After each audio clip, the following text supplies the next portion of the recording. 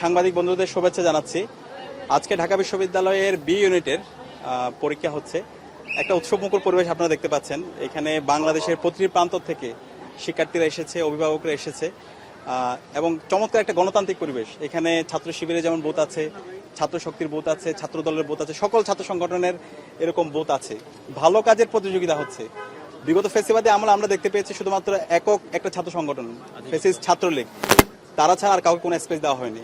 তো আজকে এই নতুন বাংলাদেশে একটা গণতান্ত্রিক চর্চা এবং বৈচিত্র্যের মধ্যে ঐক্য আমরা সেটা দেখতে পাচ্ছি। এবং প্রত্যেকটা ছাত্র সংগঠন তারা অভিভাবকদেরকে তাদের সংগঠনের পক্ষ থেকে ছোটখাটো উপহার দেওয়ার চেষ্টা করছে। শিক্ষার্থীদের জন্য উপহার আছে, শিক্ষার্থীদের জন্য পানি, স্লাইন সহ তাদের প্রয়োজনীয় ডিভাইসগুলো রাখার জন্য তারা বিভিন্ন ধরনের আয়োজন করেছে। তো সে কারণে আমরা সবাইকে ধন্যবাদ জানাচ্ছি। একই সাথে সামাজিক সংগঠন, স্বেচ্ছাসেবী সংগঠন তারাও কাজ করছে। একই সাথে আমরা আমাদের এখানে যারা অভিভাবক এসেছেন, আমরা এখানে বলতে চাই যারা শিক্ষার্থীরা এসেছেন, পরীক্ষা দিচ্ছেন, আলটিমেটলি এখানে বিশ্ববিদ্যালয়ের চান্স কে পাইল অথবা কে পেয়েছে এটা কোনো গুরুত্বপূর্ণ না। পরীক্ষা দেওয়া এবং পরীক্ষা অংশগ্রহণ করা সেটা হচ্ছে গুরুত্বপূর্ণ। এবং এই শিক্ষার্থীরা আগামীর বাংলাদেশে তারা নেতৃত্ব দিবে।